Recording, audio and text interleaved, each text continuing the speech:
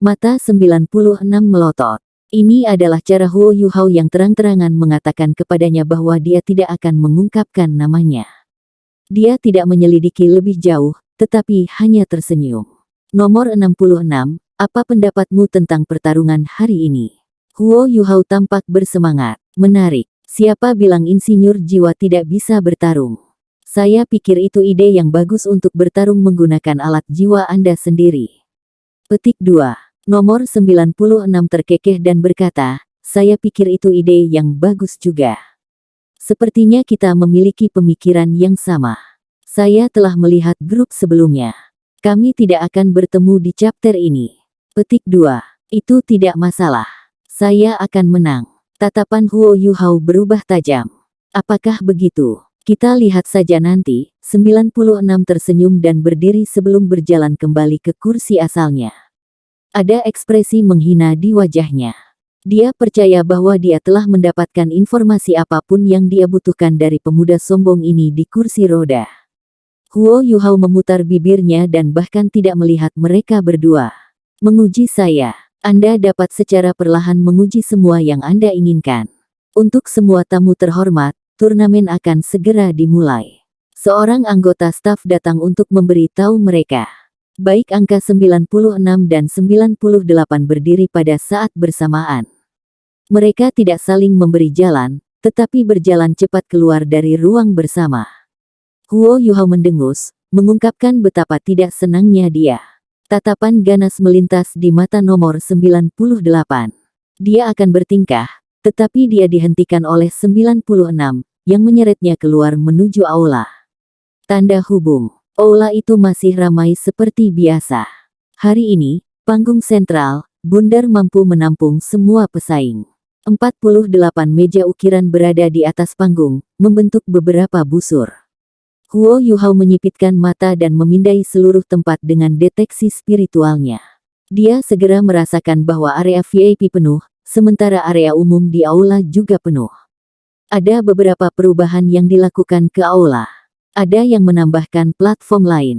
Platform itu berbentuk persegi panjang, dan sekitar 5 meter di atas lantai. Panjangnya 50 meter, dan hampir memanjang dari satu sisi aula ke sisi lainnya. Namun, lebarnya hanya 5 meter.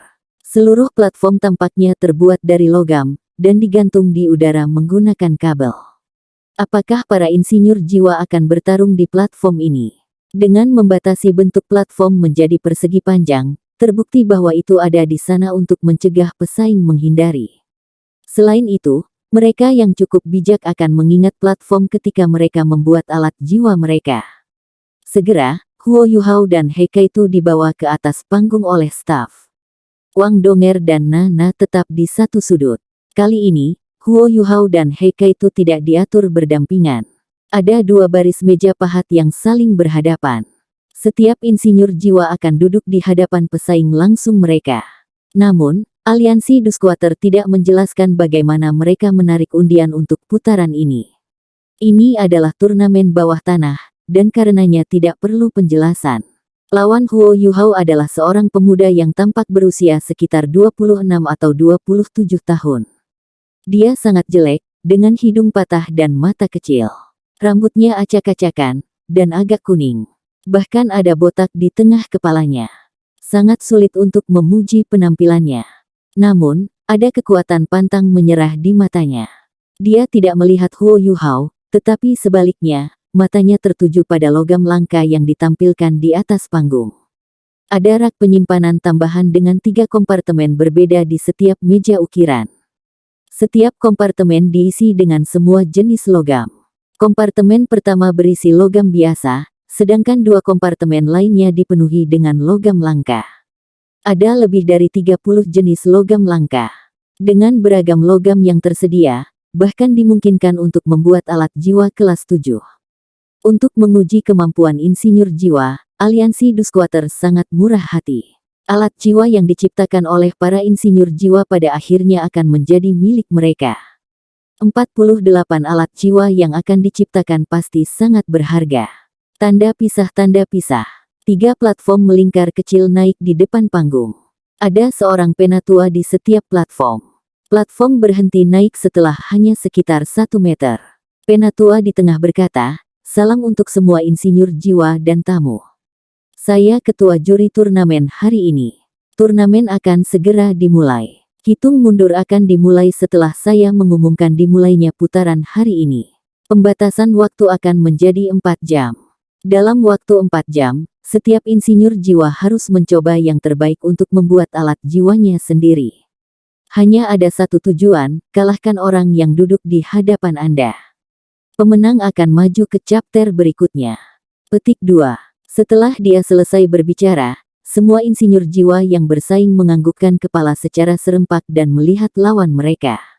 Dari chapter ini dan seterusnya, hadiah kemenangan menjadi sangat banyak. Huo Yuhao mempelajarinya dari Chen An. Hadiah untuk memenangkan chapter ini adalah 2 kilogram masing-masing dari 32 jenis logam langka. Itu setara dengan jumlah logam langka yang mereka miliki di atas panggung. Untuk seorang insinyur jiwa, berbagai macam logam langka lebih menarik daripada koin jiwa emas. Ada desas-desus bahwa pemenang putaran berikutnya bisa membawa pulang 5 kilogram masing-masing logam langka. Variasi logam langka bahkan akan meningkat menjadi 40. Sebagian besar logam langka ini dilarang diekspor dari Kekaisaran Sun Moon. Mereka pasti sangat berharga. Insinyur jiwa di hadapan Huo Yuhao mengangkat kepalanya dan menyeringai, memperlihatkan gigi-giginya yang kuning bengkok. "Saudaraku, bagaimana kabarmu? Nama saya Gao Dalou. Ayo, mari kita memiliki kompetisi yang bagus." Petik 2. Huo Yuhao menahan tawanya saat dia menatap Gao Dalou. Dia memang sangat istimewa. Namun, Huo Yuhao mengagumi tatapannya yang tegar. Dia bukan orang yang menilai orang lain berdasarkan penampilan mereka, terutama dalam kompetisi. Dia tahu bahwa tidak mudah menang melawan lawannya hari ini. "Pesaing, silakan bersiap-siap." Hakim ketua berteriak. Gao Dalou segera menundukkan kepalanya, tatapannya menajam. Dia menatap sepotong logam langka yang sudah dia poles. Huo Yuhao tampil lebih santai. Seolah-olah dia sama sekali tidak cemas. Pertandingan dimulai. "Angkat penghalang kedap suara." Hakim ketua berteriak. 12 jam pasir yang menarik di balik. Ketika pasir di jam pasir ini berhenti mengalir, hitungan mundur akan berakhir. Semua insinyur jiwa hari ini berada di panggung yang sama, dan dengan demikian penghalang kedap suara akhirnya dapat diatur, sehingga penonton dapat membuat kebisingan. Itu juga alasan mengapa begitu banyak orang di sini hari ini. Semua insinyur jiwa mulai sibuk segera. Tangan kanan Gao Dalou dengan cepat mengulurkan tangan, dan logam langka hitam pekat yang bercahaya dengan bintik-bintik perak mendarat di telapak tangannya. Dia mengungkapkan tatapan mabuk di matanya. Dia dengan lembut menggosok logam, seolah-olah dia membelai kulit seorang wanita cantik. Huo Yuhao sangat tertarik padanya. Dia meraih logam langka di satu sisi meja, dan sepotong logam langka merah gelap yang beratnya sekitar 1 kilo terbang ke arahnya. Ada aura panas tentang logam langka ini saat terbang. Itu adalah Flaming Sun Iron, logam yang hanya diproduksi jauh di dalam gunung berapi. Itu sangat langka. Ini peringkat sebagai salah satu dari 5 logam paling langka di antara 32 jenis logam langka yang tersedia di sini. Aliansi Dusquater telah menyediakan begitu banyak logam langka hari ini, dan Chen An tidak lagi menjadi bagian dari tim wasit. Huo Yuhao secara alami tidak bisa menyimpan semua logam langka itu untuk dirinya sendiri.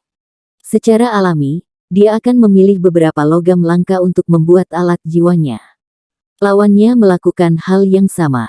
Dia memegang baja Silver Star di tangannya, yang merupakan yang paling berharga dari 32 logam langka yang ada. Kepadatannya cukup tinggi, dan memiliki afinitas yang besar untuk kekuatan jiwa. Setiap kekuatan jiwa yang dicurahkan ke dalamnya akan berlipat ganda. Itu adalah bahan terbaik yang digunakan untuk membuat susunan formasi pengumpulan energi. 1 kilo logam itu bernilai setidaknya 100.000 koin jiwa emas. Aliansi Dusquater pasti telah menghabiskan banyak pada turnamen ini. Tentu saja, itu tidak seberapa dibandingkan dengan jumlah taruhan yang mereka kumpulkan dari banyak orang yang bertaruh di turnamen ini. Saat Huo Yuhao memandangi wajah Gao Dalou yang mabuk, dia berpikir sendiri.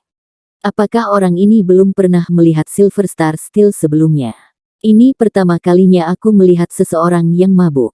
Gao Dalou tidak menggosoknya terlalu lama. Setelah sekitar 1 menit, ekspresinya berubah waspada. Dia dengan hati-hati memegang baja di atas meja ukiran di depannya. Setelah itu, dia mengambil pisau ukiran dari belakang pinggangnya dengan tangan kanannya. Huo Yuhao tidak terburu-buru untuk membuat alat jiwanya. Dia memiliki kekuatan spiritual yang hebat, dan bisa menciptakan alat jiwanya lebih cepat daripada insinyur jiwa lainnya. Dia tidak ingin mengungkapkan kemampuan lengkapnya, dan dengan demikian dia tidak akan menciptakan alat jiwa terkuat. Namun, dia juga tidak bisa kalah. Jadi, dia mengamati lawannya. Dia menunggu untuk melihat apa yang diciptakan lawannya sebelum dia memikirkan strategi untuk menghadapinya. Gao Dalou tampaknya tidak terganggu oleh Huo Yuhao mengawasinya. Setelah ia mengambil pisau pahatnya, ia mulai mengerjakan alat jiwanya. Mudah untuk mengatakan apakah seseorang ahli. Huo Yuhao terpana ketika Gao Dalou mulai mengukir.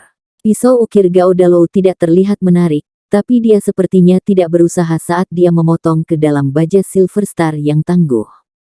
Setelah 3 kali pemotongan, ia berhasil mengukir 3 area proporsional pada baja.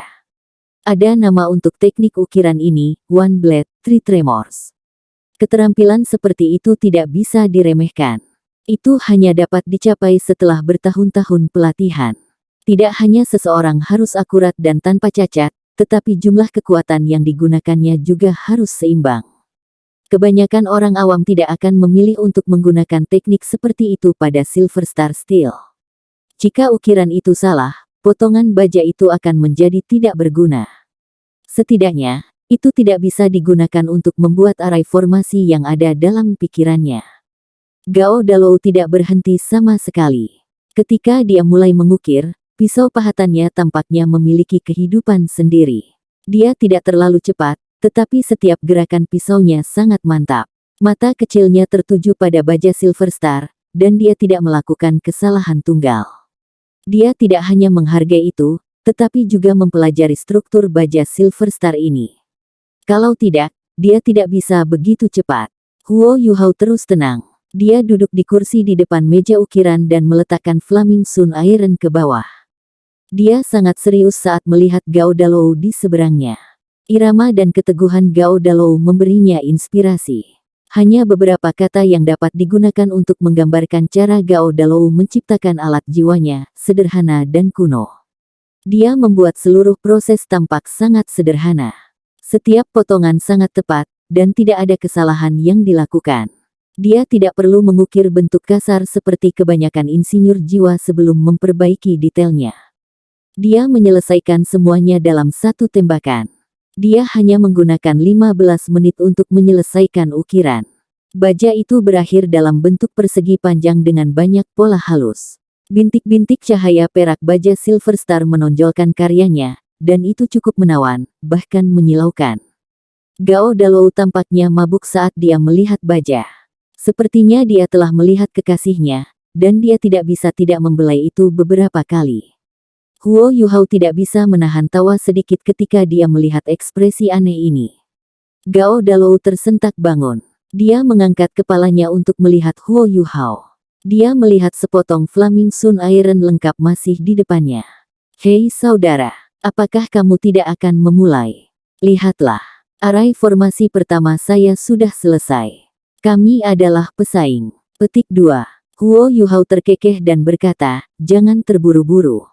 Metode Anda memang mengesankan. Benar-benar di luar kebiasaan. Akademi rekayasa jiwa mana yang kamu lulus? Petik 2. Gao Dalou memasang tampang pahit di wajahnya. Akademi teknik jiwa mana yang menginginkanku? Saya bahkan tidak mampu membayar biaya. Saya belajar semuanya sendiri di rumah. Saya juga melatih diri saya dalam aspek ini dengan menggunakan potongan besi biasa. Saya tidak takut diejek oleh Anda, tetapi saya harus mengakui bahwa ini adalah pertama kalinya saya melihat begitu banyak logam langka. Terutama baja Silver Star ini. Itu terlalu indah. Afinitasnya dengan kekuatan jiwa terlalu ajaib. Jika seseorang bisa membiarkan saya menggunakan logam langka seperti itu selamanya, saya bersedia menjual hidup saya kepadanya. Saya berharap dapat memenangkan beberapa hal bagus dari turnamen ini. Petik 2. Huo Yuhao tersentuh, dan dia berkata, Kakak Gao, saya terkesan dengan kemampuan Anda. Ayo lanjutkan. Ada batas waktu. Petik 2. Oh, ya. Mari kita lanjutkan. Teruslah bekerja keras. Ketika dia berbicara, dia langsung sibuk lagi. Gao Dalou tidak peduli bahwa orang lain mengira dia adalah udik pedesaan yang belum pernah melihat dunia sebelumnya. Dia memilih bahan terbaik. Huo Yuhao hanya bisa mengangguk dalam hatinya ketika dia melihat Gao Dalou menggunakan bahan terbaik untuk membuat alat jiwanya. Metode yang ia gunakan sangat berbeda dari kebanyakan insinyur jiwa konvensional, terutama dalam hal beberapa detail dalam tekniknya.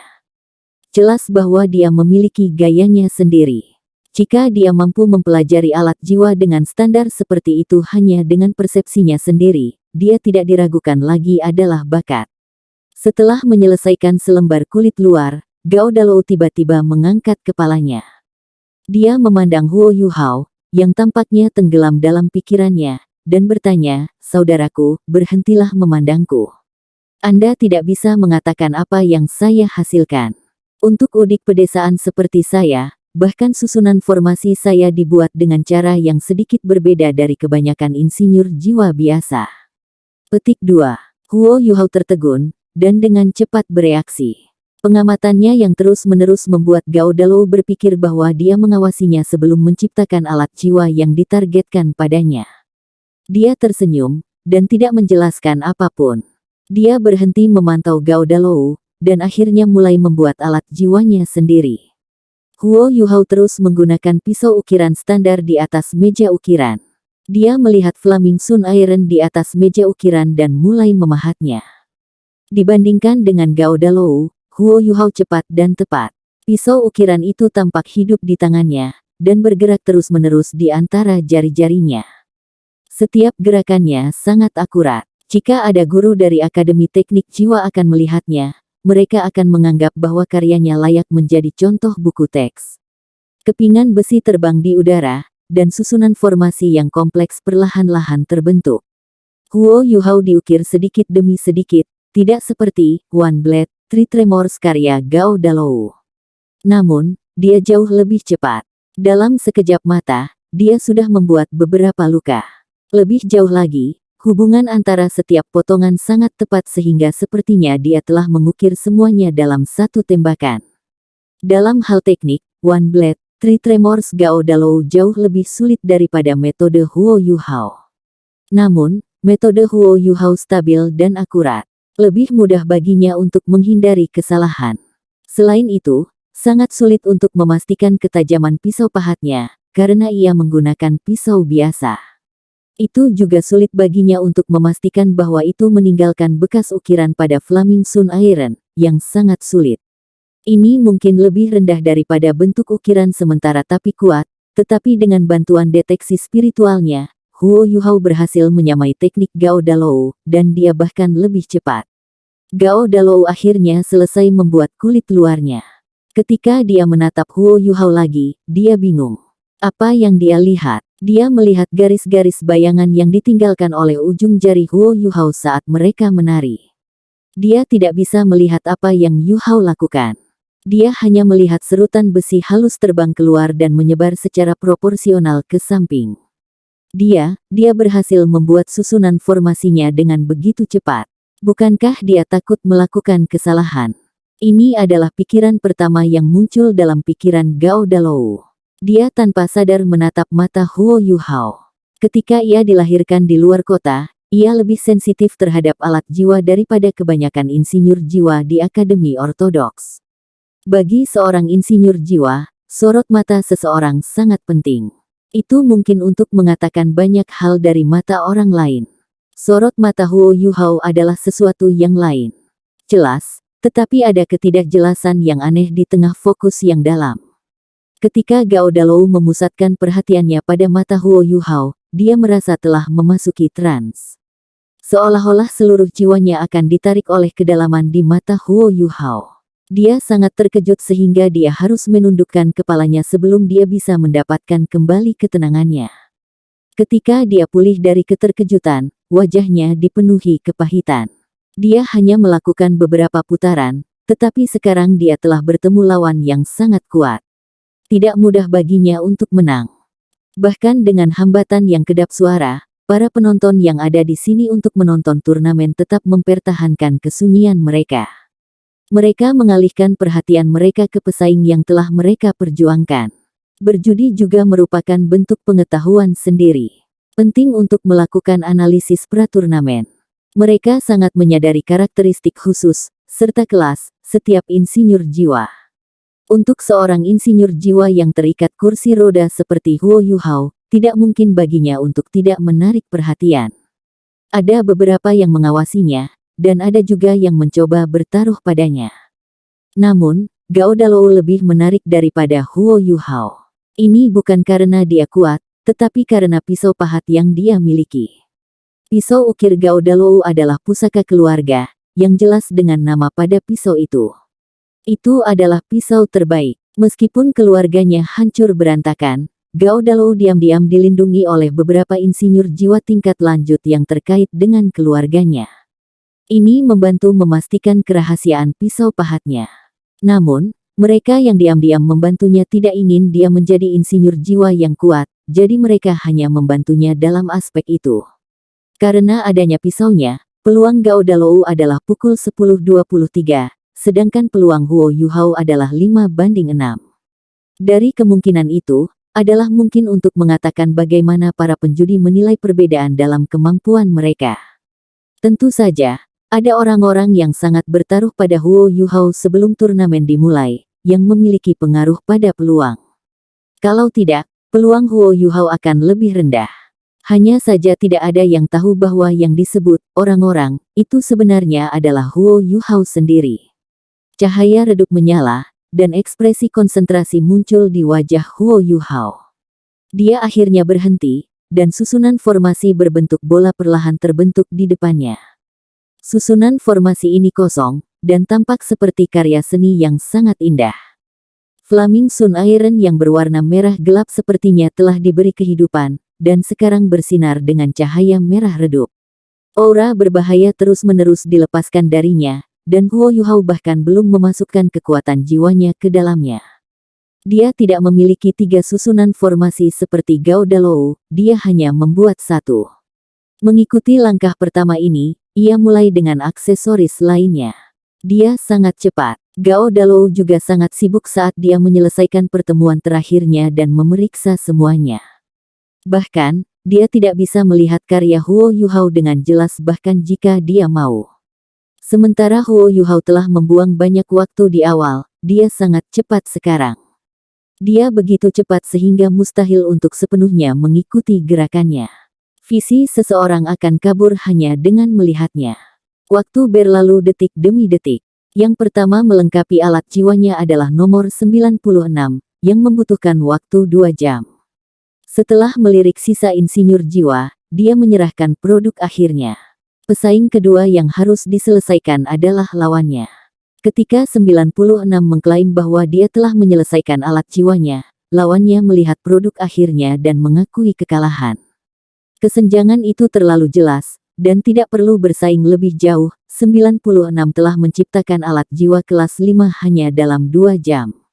Sebagian besar insinyur jiwa menyelesaikan alat jiwa mereka setelah sekitar 2,5 jam. Ini adalah turnamen, dan para pesaing tidak harus menciptakan alat jiwa terbaik. Karena ada batas waktu, metode terbaik adalah menciptakan alat jiwa terkuat yang bisa diselesaikan seseorang dalam batas waktu.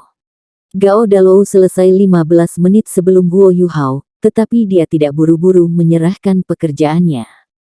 Dia berdiri di samping meja dan memperhatikan Huo Yuhao. Dia menjadi lebih takut semakin dia menyaksikan. Meskipun dia tidak tahu bagaimana Huo Yuhao bekerja pada alat jiwanya, dia masih memperhatikan beberapa detail. Meskipun metode Gao Dalou berbeda dari kebanyakan insinyur jiwa konvensional, perbedaannya terletak pada tekniknya. Namun, dia belum pernah mendengar alat jiwa Huo Yuhao sebelumnya. Apa tujuan dari cincin dan senar logam? Apa gunanya pengekangan itu? Mengapa bola logam memiliki 3 lubang yang dipisahkan secara proporsional? Apa yang dilakukannya? Itu bukan susunan formasi. Gao Dalou bingung. Semakin dia memikirkannya, semakin bingung dia menjadi. Baginya, Huo Yuhao adalah sebuah misteri. Dia bahkan sedikit penasaran sekarang, untuk apa alat jiwa Huo Yuhao digunakan. Huo Yuhao membutuhkan waktu 3,5 jam untuk menyelesaikan alat jiwanya. Setelah dia selesai mengumpulkan semuanya, dia berakhir dengan meriam jiwa sekitar 42 cm panjang di depannya. Diameter laras itu sekitar 10 cm. Tampaknya tidak ada yang istimewa dari meriam jiwa. Selanjutnya, bahan paling berharga yang digunakan untuk membangun alat jiwa ini hanya Flaming Sun Iron, meskipun kualitas meriam jiwa ini cukup bagus. Sisa bahan sebagian besar logam kepadatan tinggi. Dia sebenarnya menggunakan sangat sedikit logam langka. Apakah kamu sudah selesai? Gao Dalou bertanya. Iya, Saudara Gao, Anda pasti sudah selesai beberapa waktu yang lalu. Huo Yuhao tersenyum dan mengangguk pada Gao Dalou. Oke, mari kita serahkan pekerjaan kita. Gao Dalou penasaran saat dia berjalan ke Huo Yuhao, mengambil inisiatif untuk mendorong kursi roda Huo Yuhao. Huo Yuhao tidak menghentikannya, dan membiarkannya melakukannya, menempatkan alat jiwanya di pahanya. Alat jiwa yang lengkap harus diserahkan kepada 3 hakim sehingga mereka bisa membuat keputusan. Gao Dalou juga menciptakan meriam jiwa. Bagaimanapun, mereka harus saling menantang di turnamen hari ini. Alat jiwa tipe ofensif akan sangat berguna. Menggunakan alat jiwa tipe defensif pasti akan menjadi lubang kekuatan jiwa. Meriam kejut kelas 4 yang bisa meledak. Itu adalah alat jiwa yang sangat bagus. 3 hakim memberikan penilaian mereka setelah melihat meriam jiwa Gao Dalou. Setelah itu, mereka memeriksa alat jiwa yang diserahkan Huo Yuhao.